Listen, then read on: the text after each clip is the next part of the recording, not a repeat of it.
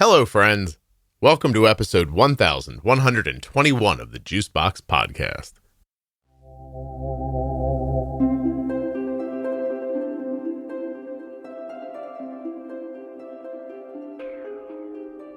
On today's show, I'll be speaking with Tacee. She has type 1 diabetes diagnosed in 2021. She was misdiagnosed with type 2 diabetes before that. Since then, she's switched doctors, learned to push back, and is taking control. Please don't forget that nothing you hear on the Juicebox Podcast should be considered advice, medical or otherwise. Always consult a physician before making any changes to your healthcare plan or becoming bold with insulin. When you place your first order for AG1 with my link, you'll get 5 free travel packs and a free year's supply of vitamin D. drinkag1.com/juicebox.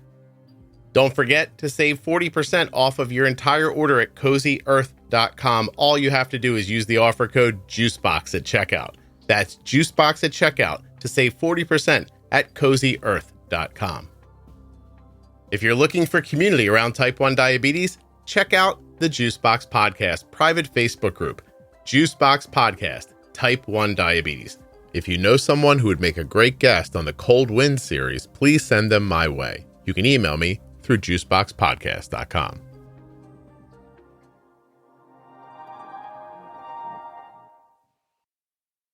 US Med is sponsoring this episode of the Juicebox Podcast, and we've been getting our diabetes supplies from US Med for years. You can as well. usmed.com/juicebox or call 888-721-1514. Use the link or the number, get your free benefits check, and get started today with US Med. This show is sponsored today by the glucagon that my daughter carries, Gvoke HypoPen. Find out more at gvokeglucagon.com/juicebox. Hi, my name's Tacee. I obviously have type 1 diabetes and I live in Texas. Texas. Yes. Is it hot? It's very hot. Right now it is 86 degrees and it's 9:38 in the morning. Oh yeah, that is hot. That's not We're good. supposed to hit 104 today. Oh my goodness. Do you live there on purpose? Or did someone abandon you there or something like that? No, I've actually lived in Texas my entire life and I really love living in Texas. I much prefer the heat to the cold. Yeah, well, I do agree with that. The heat to the cold thing makes a lot of sense to me. How old were you when you were diagnosed? I'll let you do the math because you're good at it. I was diagnosed in 2021. Okay. And I will be 37 in October. Well, this is not hard at all. It's 2 years. And you were about like 34, 35 years old, depending on when your birthday was. Yep. Oh my God. I can subtract 2 from things all day long, Tacee. Don't even test me. Okay, watch this. 98 minus 2, 96. It's crazy, right? In the relationship, my husband is the math person and I am the words person. I can do it with larger numbers. 1,800,057 minus 2, 1 million, blah, blah, blah. You know what I mean? You just take 2 off. Yeah. It's very simple. I would have done it for each of them, but I forgot the number that I made up. So, all right. What makes you want to come on the podcast?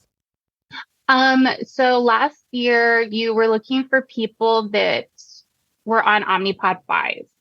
I was. And I had just been on Omnipod 5, actually for like a couple of weeks when you posted something. And so now I've been on Omnipod 5 for a while now, and I'm actually not even using automation mode anymore. Interesting. I'm running it in manual mode because it wasn't that great. So you were having trouble. Oh, this isn't. Oh, good. Let's dig through this. I like this. Okay. So first of all, let's find out a couple of things. You've had diabetes for a couple of years. You started out with what kind of management? When I very first started, I was MDI. So long lasting at night and then a shot of fast acting for meals. Okay. So you were doing, do you remember what your basal insulin was back then? Yes, because it has significantly changed. When I first started, my basal was about 20 units. Okay. And my carb ratio was like 1 to 5, 1 to 7 or so. And it was a lot of trial and error, figuring things out. I think my situation was slightly different than most other people because I was mistakenly diagnosed as type 2 prior to getting the official type 1 diagnosis. And I was so proud of myself because I was doing all of the things. I went full blown like keto, low carb. Well, I don't say really keto because I wasn't doing super high fat. It was mainly just really extremely low carb. And I suddenly started losing all of this weight and I was so proud of myself, but my blood sugars were still in the 200s even after eating lettuce. And the doctor I was seeing at the time was like, you're not trying hard enough. That's pretty normal. These numbers really aren't that high. And I'm like, I'm really uncomfortable with all of this. Can you please send me to an endocrinologist? So right away they were like, yeah, you have type 1 and your A1C is 10.5 and we need to work on that. What made you so sure that you should go to an endocrinologist right away? Like, do you know something about diabetes before you got it? So I did have gestational diabetes with both of my pregnancies. And so they were so strict with that about like any number really higher than, which I think is funny now because they used like 180. They wanted everything to be under 180. And now I'm like, oh my gosh, 180 is so high. They wanted all the numbers to be under 180. So I was consistently having these numbers in the 200s, 250s. And I knew I wasn't eating anything with carbs in it. It was kind of weirding me out. And I think everything just kind of aligned because at the same time that I was struggling and my numbers were so high, my mom was like, oh, by the way, your uncle was just diagnosed with this thing called LADA, like type 1.5. I don't really know anything about it. Do you think that that's what you have? And so that was really the pushing factor to be like, my numbers are really high. This doctor's telling me that I'm not trying hard enough and that I'm cheating when I know for a fact that I'm not. Right. And so that was kind of the pushing factor. I'd like to talk to your manager, please. Diabetes comes with a lot of things to remember. So it's nice when someone takes something off of your plate. US Med has done that for us. When it's time for Arden supplies to be refreshed, we get an email. Rolls up and in your inbox says, "Hi Arden, this is your friendly reorder email from US Med." You open up the email, it's a big button that says, "Click here to reorder," and you're done. Finally, somebody taking away a responsibility instead of adding one. US Med has done that for us. An email arrives, we click on a link, and the next thing you know, your products are at the front door. That simple. usmed.com/juicebox or call 888-721-1514. I never have to wonder if Arden has enough supplies. I click on one link, I open up a box, I put the stuff in the drawer, and we're done. US Med carries everything from insulin pumps and diabetes testing supplies to the latest CGMs like the Libre 3 and the Dexcom G7. They accept Medicare nationwide, over 800 private insurers, and all you have to do to get started is call 888-721-1514 or go to my link, usmed.com/juicebox. Using that number or my link helps to support the production of the Juicebox podcast. If you take insulin or sulfonylureas, you are at risk for your blood sugar going too low. You need a safety net when it matters most. Be ready with Gvoke HypoPen. My daughter carries Gvoke HypoPen everywhere she goes because it's a ready-to-use rescue pen for treating very low blood sugar in people with diabetes ages 2 and above that I trust. Low blood sugar emergencies can happen unexpectedly, and they demand quick action. Luckily, Gvoke HypoPen can be administered in 2 simple steps, even by yourself in certain situations. Show those around you where you store Gvoke HypoPen and how to use it.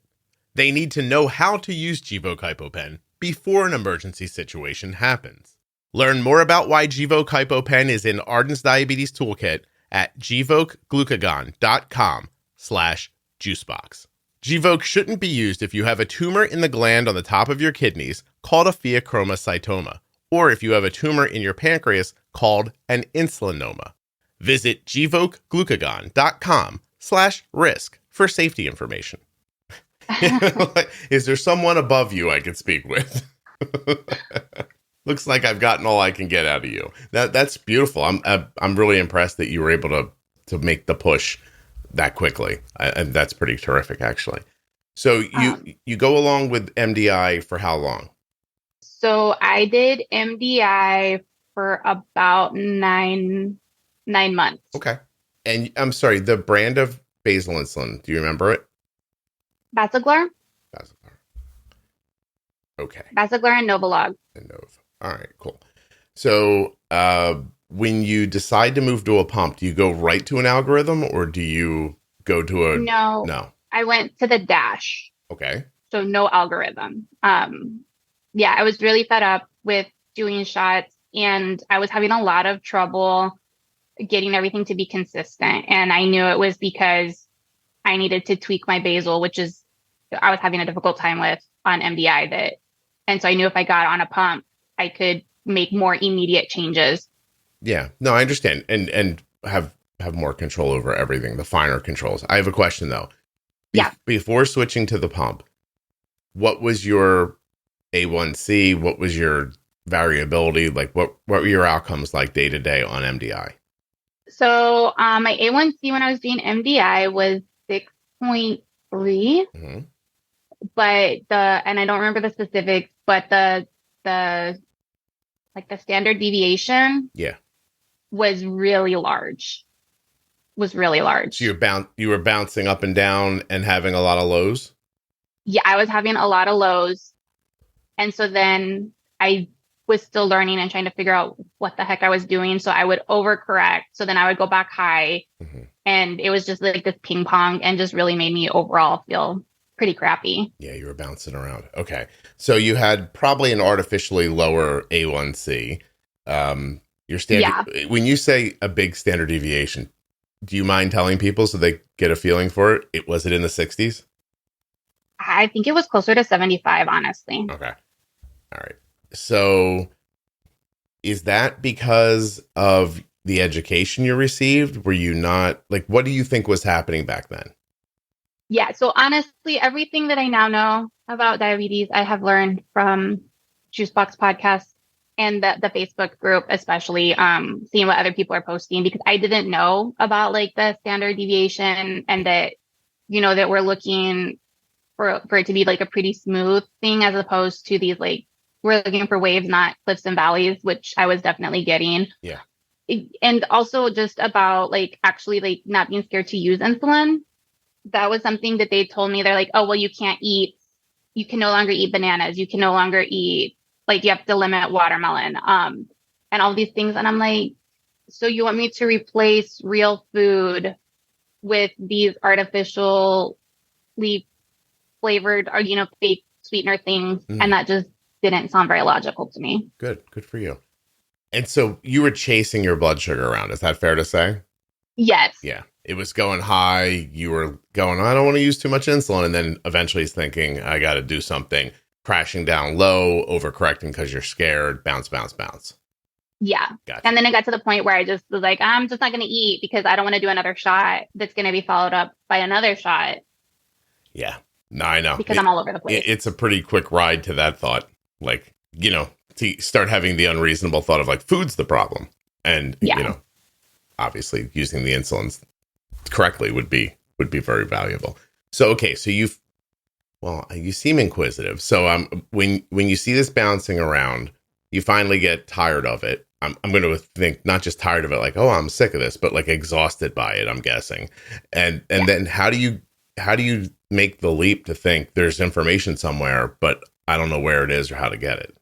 So I started doing research. What I didn't know at the time, earlier this year, I was diagnosed with ADHD, which explains a whole lot of things in my life that I didn't previously know. But one of those things that I call my ADHD superpower is hyperfocusing.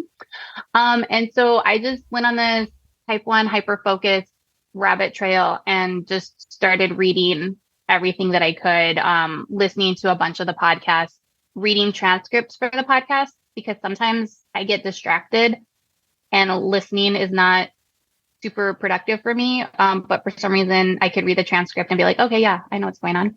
Tacee, is that because my voice is intoxicating? How do you get lost in it? I'm just kidding. So I I get distracted by other things. Like, so I'll be listening and then I'll be like, oh, look, I need to wipe up that mess that my kid left on the table. And then I start thinking about that and then realize that I have not listened to the past 3 minutes and I have no idea what is being said anymore. Gotcha. I understand. Okay. So can I ask how you find the podcast? Do you find it through Facebook or does somebody recommend it? I found it through Facebook.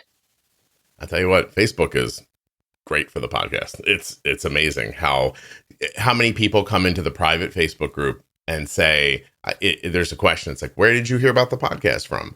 And the amount of people who say like your doctor or this group or that group is lovely. But the ones that always stun me is everywhere. I don't know. I hear about it everywhere. I'm like, oh, good. So the word gets around. So you get through Facebook. That seems reasonable. You get into my Facebook group. That helps you find the podcast. You find a balance for your ADHD between listening and reading. Or do you go into the management series? Because that's what you're interested in most when you get there, right? Is trying to figure out. Yes. Yeah. Which one do you know? Do you know which ones you used? The basics are the ones that I started with. Bold Beginnings? Bold Beginnings, yes. Okay. By the way, I'm doing market research while I'm also interviewing you. Yes, of course. Okay, so you get into those. They lead you into a mindset that's different? Oh, absolutely. Because interestingly enough, I started. So as soon as I had an inkling that I might actually be type 1 instead of type 2, like I was told, I went on Facebook and I looked for every group about type 1. And I just started like blindly joining. Shameless plug, yours is honestly the best. Oh. I actually ended up leaving almost all the other. I'm one Texas type 1 group, I think is the only other group I'm in, because yours was just the most helpful and the most realistic and just the best community. Thank you. I'm glad. That's wonderful. I appreciate you saying that. And I'm glad you found it to be like that. Thank you. Because I like everything that I learned from watching what other people were posting, from listening to the podcast. And I was so mad that I found out about it so late, because all of these things, if I had known when I was pregnant, my pregnancies would have been so phenomenally different. Just because the information that I was provided was like, you have to eat this, you have to eat 60 carbs for dinner. You have to. And you have to bolus this much, no matter how many carbs you're eating. And I'm like, oh man, that's fake news. I wish I had known otherwise. So you were eating, when you were pregnant, you were eating food you didn't want? Oh, absolutely.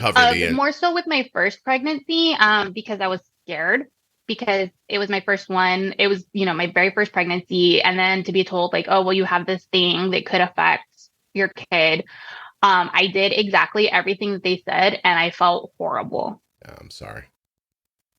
When they make you meet with the educator, mm-hmm. and it was a group setting, so there was like 5 other women, all different stages of pregnancy, all with gestational diabetes, and they were talking about things to eat, and she was like suggesting these meals, and I was asking about quinoa. I really enjoy eating quinoa. And the educator had never heard of quinoa and had to look it up. And she's like, well, why don't you just have some white rice instead? Oh, I don't think those are the same thing. And I'm like, and that's when I knew that something was off. That, you're telling me to eat white rice for my dinner instead of quinoa, when quinoa is much more nutrient dense. And so the whole thing was just very bizarre to me. But again, I was scared. So I mostly did what they said. And every time I went to an appointment, they were like, did you have more carbs than you were supposed to because your numbers are high? And I'm like, no, I actually had less. And they're like, I don't know about that. You probably miscounted. It was just, the whole thing was so dismissive bizarre. and dismissive, and being what it felt like the asylum was being run by the lunatics, that kind of feeling. Yes. Yeah. Yes. Yeah. Yeah. I know. Yeah. Tacee, I'm a nice person, so I'm not going to say this very specifically, but I know a lot of people who have a lot of different jobs. And if you put me in charge of the world, most of them wouldn't do that.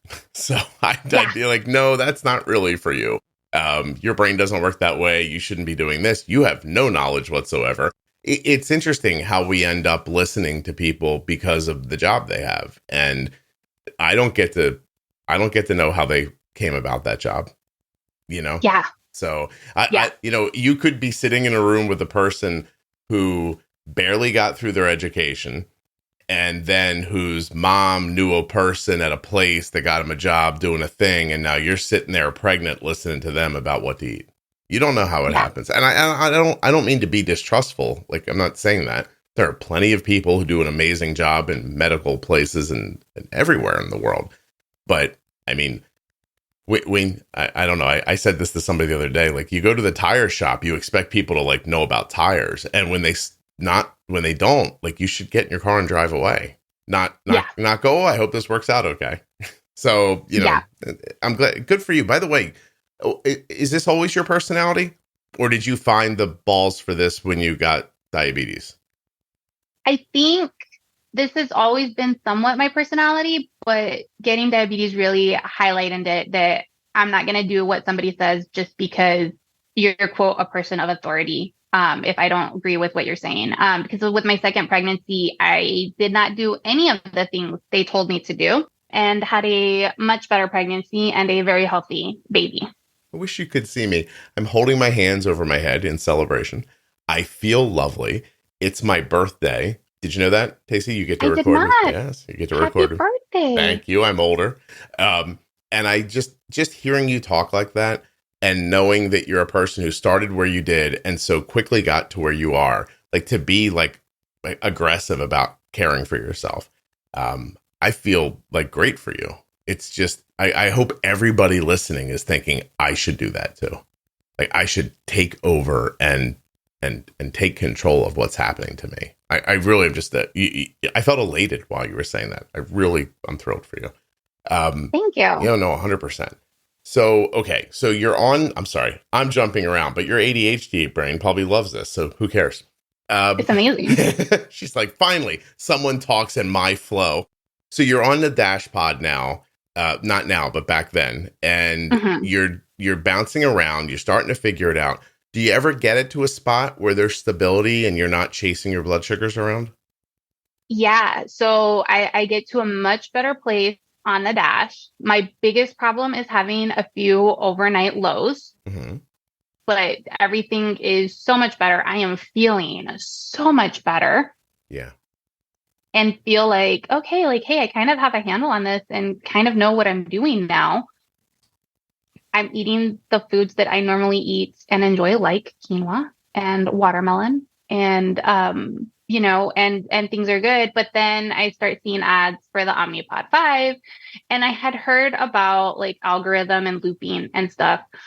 I had actually started looking into doing a DIY loop. And then I got a little, I don't want to say scared. I got a little nervous because it's a lot, like, to get it set up and to get it built out.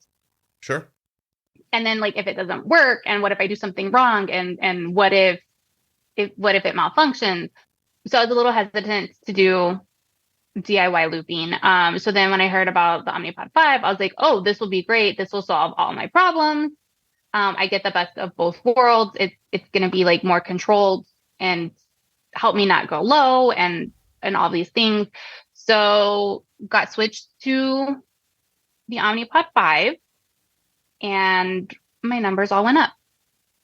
Okay, what do you mean by that? So your A1C went up, your standard deviation, like what moved? The standard deviation wasn't so bad, but my A1C definitely went up. And I was running way higher than I would like to. Even doing and I was correcting all the time. How long did you, oh, I guess my first question should be, did you, sounds like you might have, but did you listen to the overview Omnipod episode about how to set up your Omnipod 5? I did. Okay. And I even started over because I was like, okay, well, maybe something, maybe I didn't do it right the first time or something was off. And I wiped it and started over and it still was not great. So were you seeing what? Could it, I'm trying to figure out how to pick through this. Spikes at meals? Was that a thing? spikes at meals, spikes like where I had my nighttime stuff pretty figured out before getting on the, like, with the exception of a couple of random nighttime lows, for the most part, I was pretty stable overnight. Especially if I like did the same things and like ate at a specific time and then went to bed, etc. Right. Now all of a sudden I was running really high at night. Can you put a number on that for me? Like 180, 190. Okay. And this is at like 3 a.m. Gotcha. And before you were lower than that. Where were you before that? Before I was like averaging about between 90 and 110. Okay. And your basal insulin when you were 90 or 110 in manual mode was what overnight? Just about. I'm trying to remember because it honestly has changed. What is it now? So because you're running Omnipod 5 in manual. So what's your basal now? So my basal right now for like, just like my basal for the day, I'm at 5.05 units per day now. Really? 5 units of basal a day. And how much can I ask you how much you weigh? I'm sorry. No, not at all. I weigh 155. 155. So at 5 units of, interesting. Are you, what's your insulin to carb ratio? 1 to 10. No, I think I'm at 1 to 12 right now. Are you eating very low carb? Depends on how you look at it. For actual like low carb, no, but for the rest of the world, probably. Okay. But like last night, I had a little Debbie Swiss roll because that is my vice. We all have them. So yeah, I do eat regular things. It's possible this episode will be called On a Swiss Roll. Ooh, I like that. So, okay, because it wouldn't. Let me go ahead. Add some color though. Yeah. Because things have.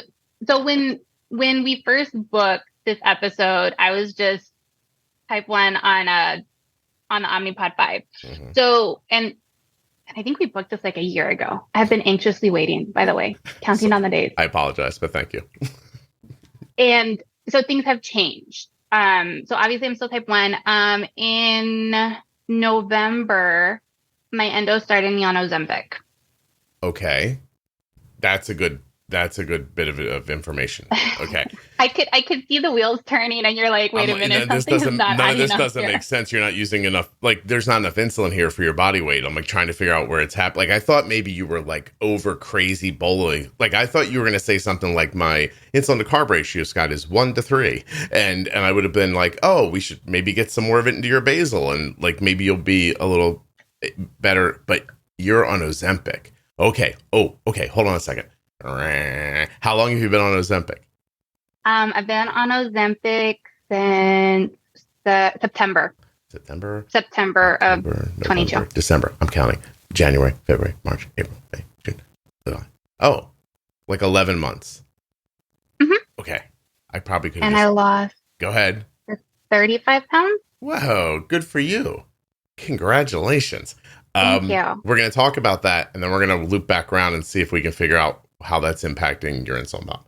So, because you're the first person I've spoken to who's type 1 and using Ozempic.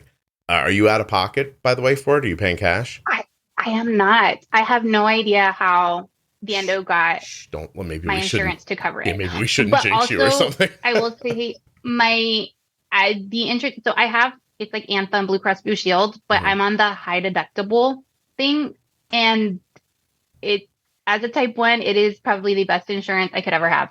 I get it through my job, so I don't pay a premium. I just have to pay my deductible, which is $3,000, which as a type 1, I meet my deductible in January. Oh, are you kidding? Like usually January 15th. I'm like, oh, we're clear. It's good. It takes like one order of pods or Dexcoms or something like that. And I'm like, oh, it's all good now. I've given away all my money. Yeah. Yeah. But okay. So I have to go back to the beginning. I feel like this is a Quentin Tarantino movie, and now people are alive that were already dead, but were alive previously. I feel like we're going backwards. Who asks about Ozempic? You were a doctor. So the doctor had been talking to me about my weight, my endo, and I'm like, look, these are all the things that I'm doing. I am trying all of the things. The only time in my adult life that I have been able to lose a significant amount of weight right before I was diagnosed as type 1. And that is, looking back, that weight loss probably had nothing to do with me. Yeah, DKA probably. Going into DKA. Right. And so I was just like, look, this is what I'm eating. This is what I'm doing. I am not losing weight. I also have Hashimoto's. I'm doing all these things.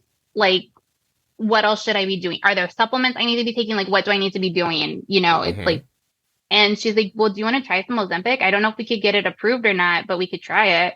And I'm like, sure. At this point, I will do anything because everything that I am trying is not working. Okay. Hey, real quick, what's your TSH? My TSH currently is, that's the one thing I didn't write down. I made like all these notes. I have this whole Word document of all these notes. You're doing great, by the way. I appreciate everybody who's prepared for the podcast. Can you guess? Here, 1 second. I'm almost to my in your app? my TSH. So right now it's 3.46. But those lab results are from May and January through about March, April were very weird months for my family. In February, my mom got bacterial meningitis. Oh my gosh. And she's fine. Okay. Amazingly, she's a walking, talking miracle. But she was in the hospital for a really long time. When she first started in the hospital, she lives about 150 miles, 2.5-hour drive from me. So she was in the hospital in another town. So I was driving back and forth while she was in the ICU. And then my siblings and I got her transferred to San Antonio to get her into a better facility. And that made all the difference. She has like hardly any deficits. It was one of the most, probably so I'm an adult. I've had 2 children, and watching my mom go through that was probably the hardest thing I've ever done in my entire life. But she's good. Cool. But why? Yeah. What does that got to do with your 3.46 TSH? I was not taking my meds. I was not eating. I was not sleeping. Tacee. It's just a little pill once a day. I feel like I'm talking to Arden now. Just put it in your mouth when you wake up. Yeah. I know that's not how it works, but so you think the 3.46 is because you weren't taking your meds, then you got a blood test? Yeah. Okay. Because that's too high. You know that. Yeah. Okay. Yeah. All right. I was going to say, please tell your endo you'd like to manage your TSH under 2. But, you want to be as low as you can be without being hyper. And, 1 point something, in that range is amazing. I think sometimes people think it's low because it's under the bottom of the range on their blood test. Do you know what I mean? Like yeah. So, okay. So that you're taking it again, please. I am. So this is what I don't understand. And maybe this is just on my brain, because with type 1, I have never missed, even when I was doing like MDI, I never missed a shot. I never anything. I was so but with the thyroid pills, it's like, oh, I have to take them. But then I feel so good when I'm taking them consistently and my TSH is lower. And then I go through these cycles. I'm really working on it. I am taking them regularly now. But I'll go through these cycles where I'll forget and I won't take them at all for a really long time. And then I will feel like complete and utter trash. Yes. And I'm like, I don't know what's wrong with me. I'm so tired. And then I'm like, oh, I need to take my pills. Yeah. My thyroid doesn't work. Yeah. So I've seen people do it. I mean, doctor tells Arden, take it in the morning. So Arden used to be this person who was like, look, I can't remember to take it in the morning, so I'll take it before I go to bed. And what we thought at the time was, at least she's actually consistently taking it. So we let that happen. And then as she's gotten older and visited the doctor by herself, a little more, or been, a little older when she's in the appointments, and the doctor's like, I really wish you would take it in the morning, Arden. And she's like, okay, I will. And she switched. So now she gets up in the morning. It's like by her bedside. She wakes up, takes it with water. She's done. So I think it's planning, Tacee, is what I was trying to get at. Like, I just think you have to have a plan. Like, even Oh, I'll talk about this a little later. But anyway, get a plan, take that pill every day, please, because that impacts your insulin, how your insulin works too, not just how you feel. So, but anyway, so now I'm sorry, we are really jumping around, but it doesn't feel like jumping around to me either. So I'm good. So the doctor offers you Ozempic. Somehow your insurance company does the opposite of what insurance companies usually do, and just is like, sure, we'll help you. And you ramp up on Ozempic. You've been using it for 11 months. Is a long time. Are you still losing weight, or has it plateaued? It has plateaued. Okay. Are you doing anything extra, like exercising, which, by the way, would work better if you were taking your Synthroid, but go ahead. You took care of your mom. You took care of your mom, Tacee. Now I'm going to take care of you. Actually, I would like to exercise. If I'm being perfectly honest. Yeah. So when I started taking Ozempic, I was taking all my stuff regularly. I was exercising and I felt so great. Then we all got COVID. Did not feel super great, super tired. And so then I was like, okay, like we just need to get through the holidays now. And I'm going to get everything back on track. Got through the holidays, was just starting to get things back on track. Then everything happened with my mom. I'm still trying to get back on track from that because this is what life looks like. I understand. So, yes. How has it impacted your hunger? So I think of it too. So you listen to this podcast, right? But I'm taking Wegovy. Okay. I just took my last 1.7 Wegovy yesterday. So I have all my empty pens in front of me. Hold on a second. So Wegovy is Ozempic. It's the same exact drug. It's branded differently. They brand it Wegovy for weight loss, Ozempic for type 2. So it looks like I have had 4, 8, 12. I've taken 16 I've been on this 16 weeks. That's what I was trying to figure out. I've lost 25 pounds. And wow. It's legit the greatest thing that's ever happened to me. Because I was not an overeater. I was not a person who ate incredibly terribly. I wasn't really a food person. I just always would go through life like telling people, I don't know how to explain it. It feels like my body doesn't work right. Like that's how it always felt to me. I was like, I could eat low carb and I would lose water weight. Like, you know what I mean? Like I could drop 10 pounds and I'd look at myself and see that I'm not like as swollen or something like that. But then if I kept eating like that, it just didn't keep happening. It never sort of went away. I'm hearing now from people that they're starting to look at research that says that it's possible people could be like GLP deficient, almost like you are with your thyroid, right? Like maybe you just aren't making enough thyroid hormone, or maybe you're not using it correctly. And maybe that could be the same for GLP for people, because I don't know how to explain it, but I lost weight very quickly. Like the doctor's like, here, you're going to use this. You're not going to lose any weight in the beginning. End of the first week, I was like, I've lost 4 pounds. But it did hit me in my mind. So I think of hunger now in 2 different ways. I think of hunger in my head and hunger in my stomach. And so a physical hunger and a mental hunger, I do not have either of those anymore. Do you have any of that impact? Yeah. One of the things, and I think maybe this was more because of the type 1, because I was reading about the GLP stuff with type 1 that basically you're because of your pancreas and all that whole situation. I'm probably not going to explain this very succinctly, but that your body doesn't know that it's full. And so I would eat a lot. And I remember at one point, my husband and I talking about it, because when we were dating and in college, we could go and split like a triple hamburger and a large fry, and we would both walk away full. Yeah. And now prior to all this, I could eat the triple hamburger myself and still be like, oh, I'm still a little snacky. Yeah. And I knew that wasn't right for my body, that the fact that I was eating but also I am not very good about eating consistently, like the whole have breakfast, have lunch, have dinner. Mm-hmm. I would be more like, I'm not going to eat all day. And then now I am so hungry, I need to eat everything in the fridge. Yeah. Well, I still need a caloric deficit to lose weight. I'm going to tag on to what you said earlier. So the last few weeks of my life have been strange too. My mom passed away a few weeks ago. And so I've been on planes and, visiting people, and people have been coming to my house, and everything's different. But when I get up in the morning and I have a yogurt and an egg and, maybe like a little wrap or something, and then have like a little light lunch, have a soup at dinner, I'm mindfully trying to keep my calories down, because what I've learned about the Wegovy or Ozempic, the semaglutide basically, is that my brain doesn't think it's hungry. Like, I'll never think I'm hungry.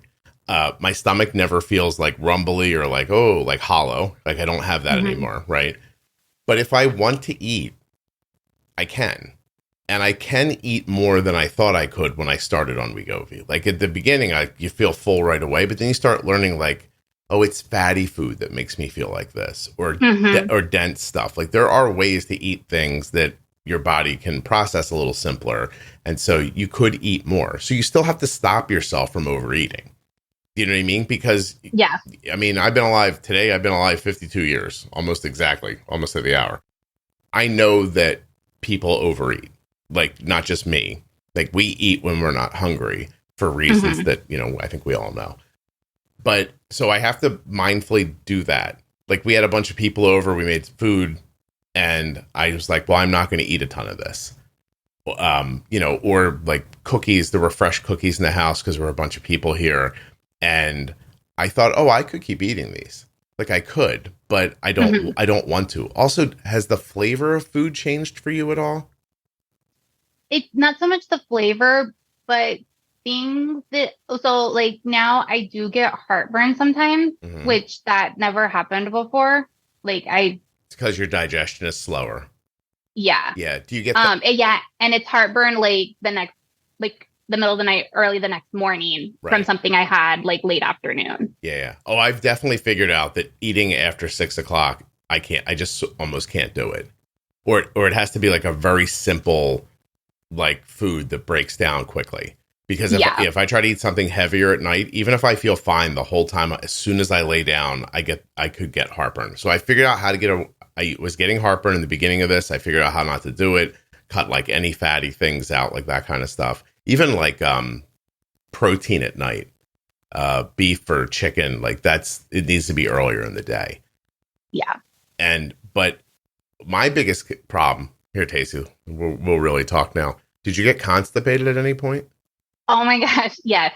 Okay. So like everybody was saying that you would have like diarrhea and nausea, and I didn't have any of those things, but I did get constipated. But also, I was not drinking nearly enough water.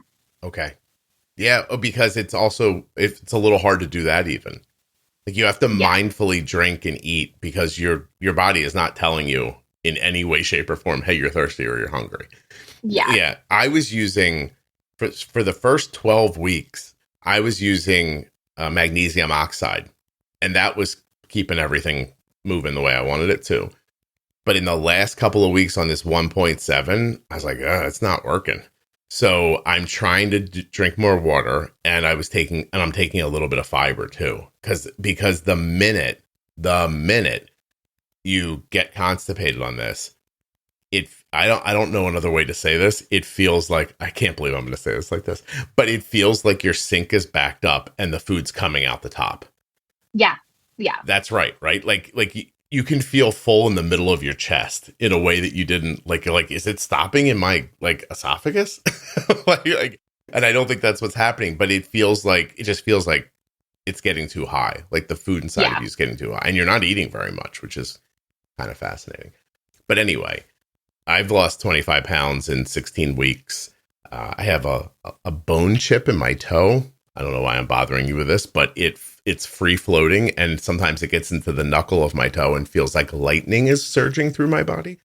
So I'm going to a doctor to have that removed in a couple of days, and then I'm right back to my exercise routine, because I did notice, even if I just went for a walk for an hour, or I rode a bike, or I went outside and worked in my yard, I would wake up a pound lighter the next day.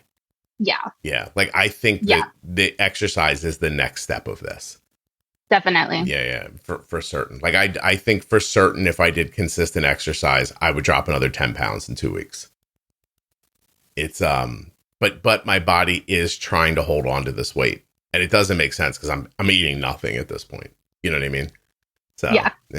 I just think some people are lucky, and some people's bodies don't work as well. So, but when you go on Ozempic 20 minutes later, look how 20 minutes later, you go on Ozempic. How much do your insulin needs go down right away, and how much do they go down as your body weight falls? Yeah, so I went on Ozempic, and within 2 weeks, I had to drop all my numbers. I'm trying to see if I have any historical information. I should have looked this up in Gvoke or something. Yeah, I had to drop all my stuff. And then I actually, at my last appointment, I was like, is it possible I'm using too little insulin? Because like this whole 5 to 6 units of basal is like kind of weirds me out. I think it's the Ozempic. Because it's like, I think everything just works better now. Like that I need so much less. And like where I would have, like where my carb ratio was like 1 to 5, I'm like now 1 to 12, 1 to 10 to 12, depending on the time of the month.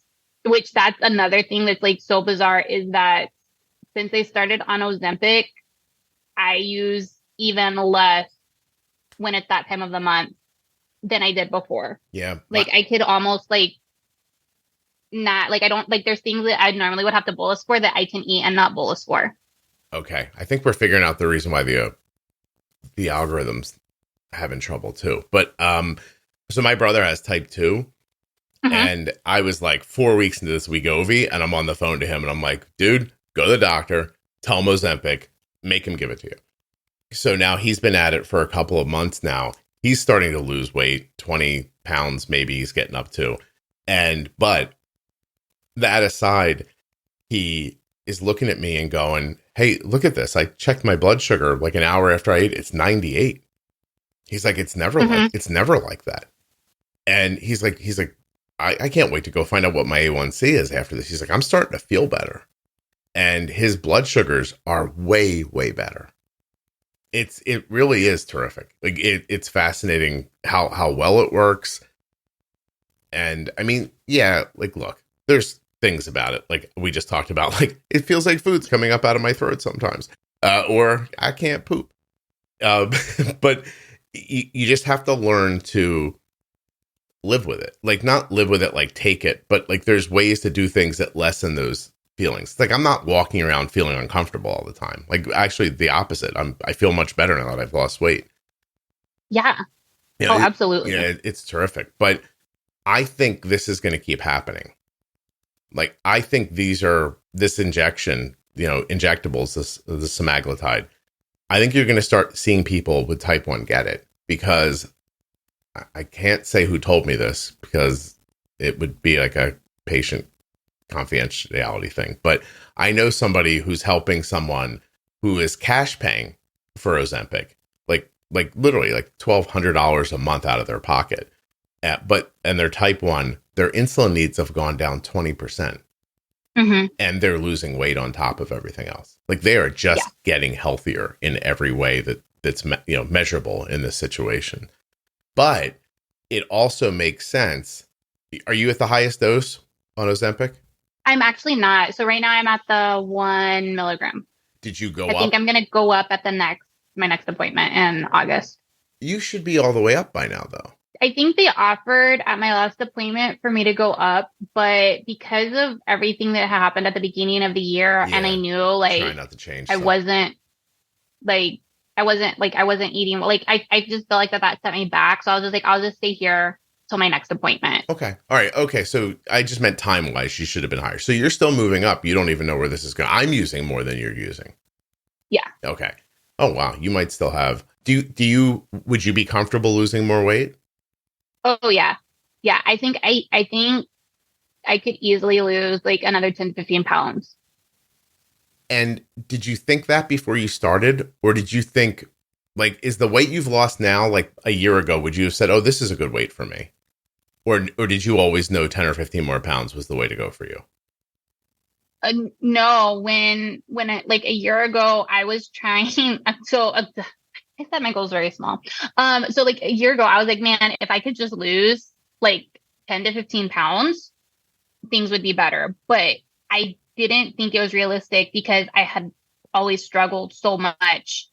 And like losing weight was such a struggle. Like I could do all the things. I could work out twice a day. I was training for a triathlon and I was not losing any weight. I was not, and it's not just the whole like, well, you're building muscle, so you may not actually like lose weight. Right. Like, no, it like nothing was happening. Nothing was changing measurement wise. Like, and so like a year ago, I was like, oh man, if I could just lose 10 to 15 pounds, that would be like so amazing. And now I'm like, oh, well, like lost 35 and yeah, like if I could, do another 10 to 15, that would be excellent. Tacee, I must have been lying to myself for half of my life where I was just like, I just need to lose 20 pounds.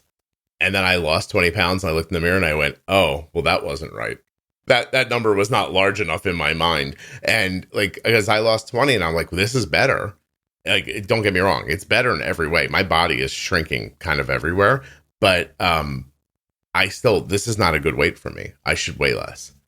Yeah. I was 208 this morning and I was like, my body should maybe weigh like 180 pounds. And I started this, Tacee, at 233. And that was, it's hard to talk about because I took pictures of myself before I started. And then I saw a photo of myself yesterday and I look significantly better and not good. Does that make sense? Yeah. Yeah. It's a little upsetting, actually. But I'm not giving up. I'm thinking of this as like a long-term situation. And I don't know what this drug does. I honestly don't even care. If I grow a tail next month, I don't care. I'll be like, yeah, I got a tail, but I lost 25 pounds. So whatever. But it really is making like a huge difference for me. It's well, and I think it's not just about like the actual weight loss. I think it's about how much better you feel. Yeah, like physically, that you don't realize. Yeah. Like I'm not as tired. I don't wake up achy. My back doesn't hurt nearly the way it used to. It's getting better and better all the time. My knee feels better. Like my joints feel better. I'm not carrying around 25 extra pounds. And you, for you, 35 pounds. And by the way, how tall are you? I am 5'4.5". Yeah, you're a little person. And, 35 pounds is a lot. You know what I mean? Yeah. Oh, that's very cool. I just think that you're going to see more and more people on these. And they're going to be lower doses, like just enough to help with, because you brought something up earlier that I glossed over. But that like insatiable hunger for type 1s, that's real. And I've been watching people kind of talk about it in the medical space for a decade and they never do anything about it. You know what I mean? Like, it's just like, that insatiable, I'm always hungry. It's got to be something to do with blood sugar, right? Like, absolutely. Yeah. Yeah.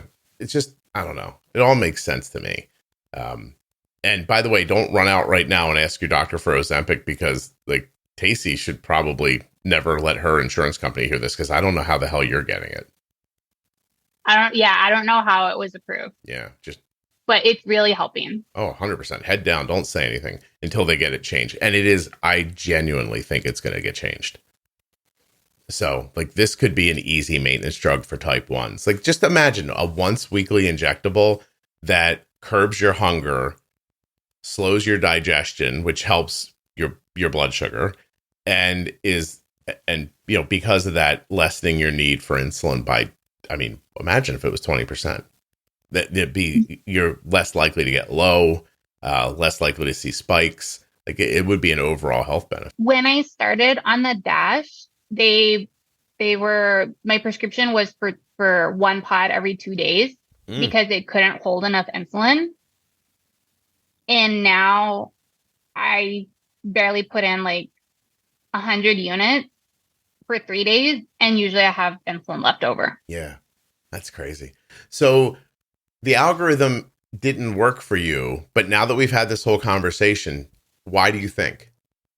I think it's a couple of things. One, I think it's that the algorithm naturally is not as aggressive as I would like to be, or as, somebody that is bold with insulin would be. And so where it's like, oh yeah, you're cool at 140. And I'm like, no, I'm not. That's high. My Dexcom is set like high is when I hit 135, I have an alarm, and then like very high is 140. And so I think part of it is that it just wants people to be a little bit higher because of like their safety or whatever. And I think also it couldn't keep up with like my cycles.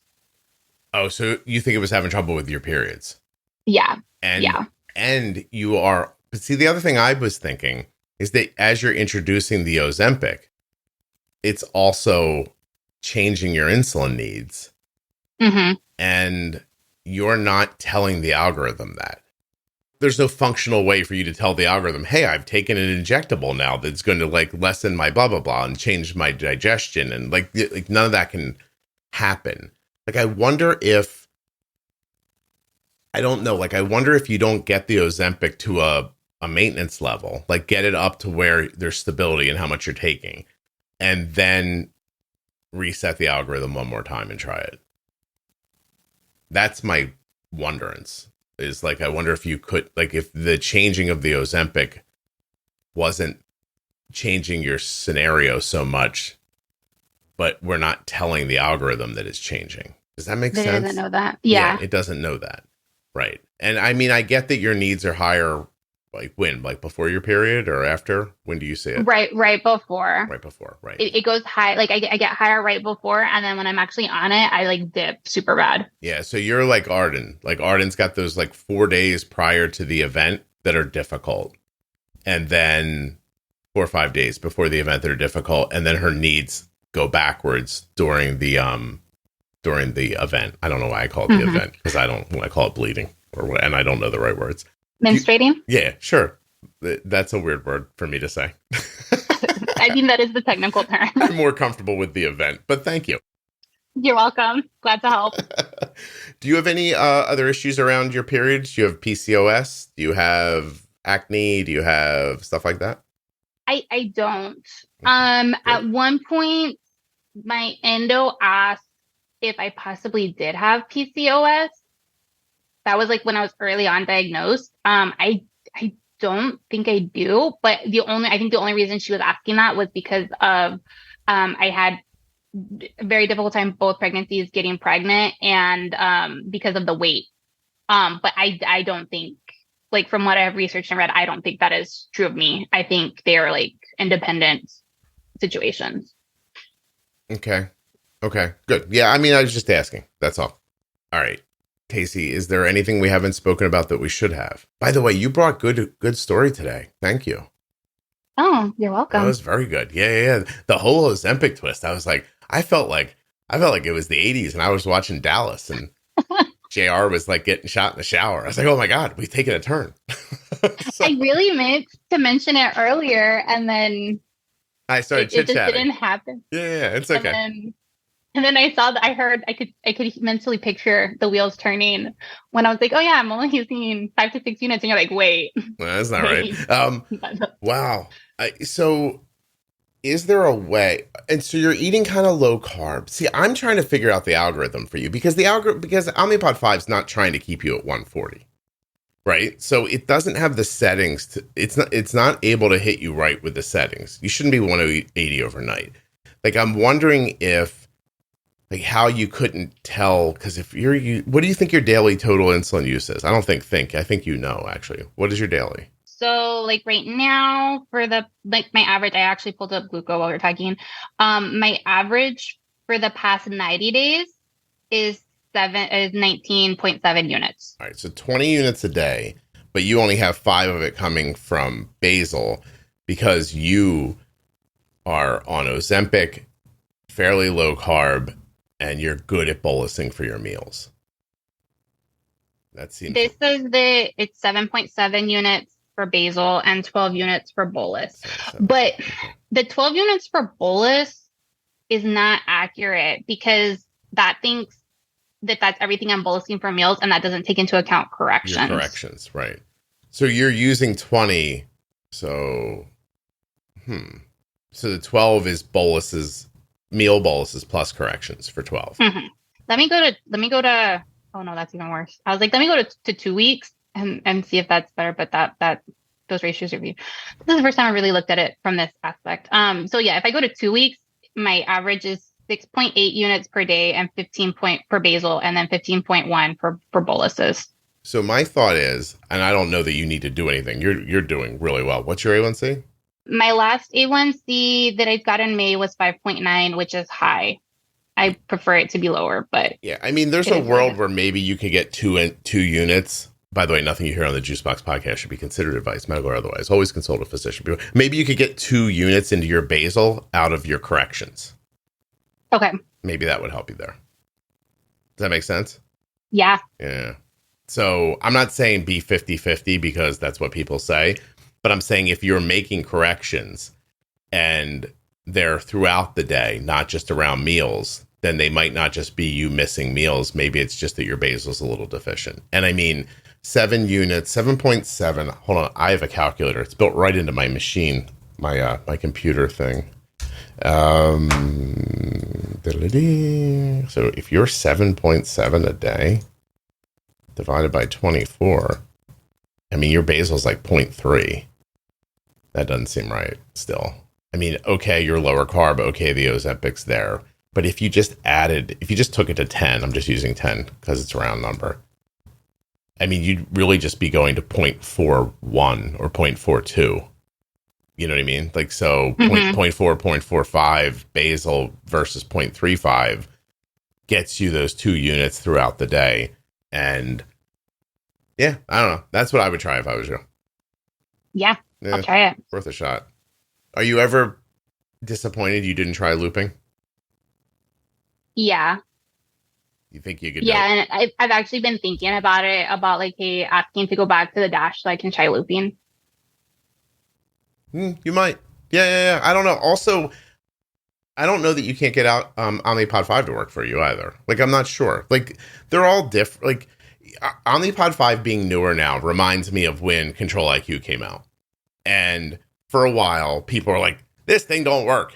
And I was like, what doesn't work? They're like, Control IQ, it doesn't work, and blah, blah, blah. And you talk to them for a while, and you'd see their settings were off a little bit, and they'd figure it out. Or, like, there were a lot of, like, variability for, like, kids, for example. Like, my son plays soccer one day, and then he doesn't the next day. But I do get the idea, too, about Omnipod 5 is working off those last couple of days. And so if your last couple of days are, you know, right before your period, and then your needs drop significantly, I could see where it could struggle with that, too. You know what I mean? Because it's a stark shift in between those moments. So I mean, listen, you should do whatever works for you, 1,000,000%. You know what I mean? Yeah. For now, I'm gonna stick with what I have. I would be willing to go back and try the Omnipod 5 again, but I'm waiting. I would wait until they link it with the G7 because I developed an allergy to the adhesive on the G6. Oh, I'm sorry to hear that. G7's great, though. Arden's been using it for a while. Yeah. I've really been enjoying it. I know some people complain about it, but I haven't had any problems. Every time I do a finger stick to check, it's always like spot on.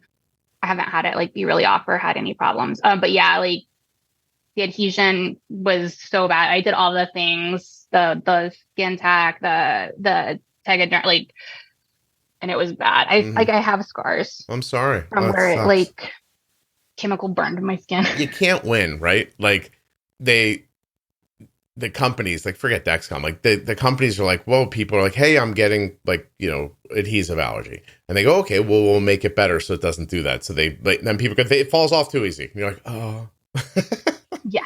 Yeah, we're sticking things to our body. It's not natural. We're doing our best here. Is like, I feel like if the companies could actually say what they were thinking, that's what they would say. They're like, we're trying. Yeah. We're trying. We're doing our best. Leave us alone. It's a lot. Yeah, I'm sorry that happened, but I'm glad G7 helped you. That's really terrific. It's so small and fantastic. And like right now, Arden's G7 is expired, but we're in the 12-hour grace period. Yes. And she's still getting numbers. And all she's going to do is like, I'm going to go talk to her after this. She'll put the new one on, leave it on for a couple of hours. Then when the other one expires, switch over. And then the other one will be pre-soaked and be working better when she turns it on. Yeah. Oh, yeah. I love being able to pre-soak them. Oh, it's fantastic. It really is. It's a wonderful step. All right. Tacee, it's my birthday. I'm going to go to lunch. Yes. Happy birthday. Thank you. Go enjoy your lunch. I'm going to hang out with my wife and my kids. My wife took the day off, and my son came home for a couple of days. He had a little break he was able to make in his new job. So we're all here. We're going to hang out today, celebrate me being old, and then he's going to fly home tomorrow. So that's wonderful. Yeah, family time is truly the best. Very cool. All right. You did a great job. I really appreciate you sharing all this with me. Is there anything we didn't say that you have on your spreadsheet that you wanted to say? No, I think we covered everything. Very cool. I appreciate this very much. Can you hold on 1 second? Of course. Thanks.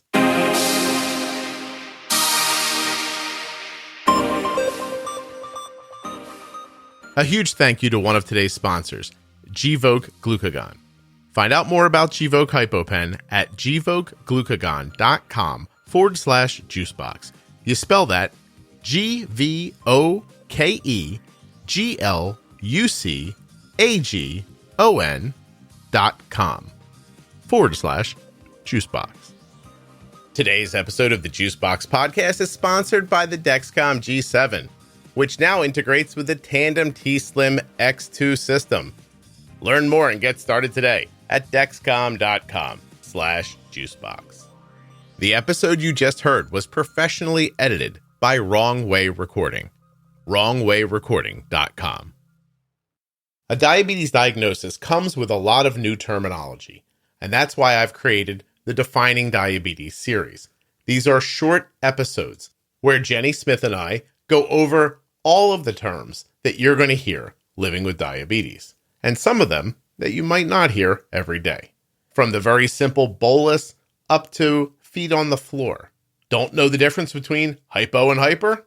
We'll explain it to you. These are short episodes. They are not boring. They're fun. And they're informative. It's not just us reading to you out of the dictionary. We take the time to chat about all of these different words. Maybe you don't know what a Kussmaul respiration is. You will when you're done. Ever heard of glycemic index and load? Haven't? Doesn't matter. You'll know after you listen to the Defining Diabetes series. Now, how do you find it? You go to juiceboxpodcast.com, up top to the menu, and click on Defining Diabetes. You'll be able to listen right there in your browser, or you'll see the full list of the episodes and be able to go into an audio app like Apple Podcasts or Spotify and listen to them at your pace. Download them into your phone and listen when you can. The Defining Diabetes series is made up of 51 short episodes that will fast forward your knowledge of diabetes terminology. The podcast is sponsored today by BetterHelp. BetterHelp is the world's largest therapy service and is 100% online. With BetterHelp, you can tap into a network of over 25,000 licensed and experienced therapists who can help you with a wide range of issues. BetterHelp.com/juicebox. To get started, you just answer a few questions about your needs and preferences in therapy.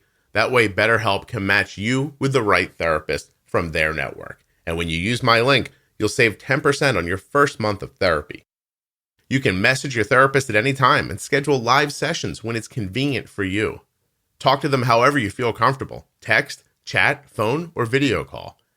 If your therapist isn't the right fit, for any reason at all, you can switch to a new therapist at no additional charge. And the best part for me is that with BetterHelp, you get the same professionalism and quality you expect from in-office therapy, but with a therapist who is custom picked for you. And you're going to get more scheduling flexibility and a more affordable price. BetterHelp.com/juicebox. That's BetterHelp, HELP.com/juicebox. Save 10% on your first month of therapy.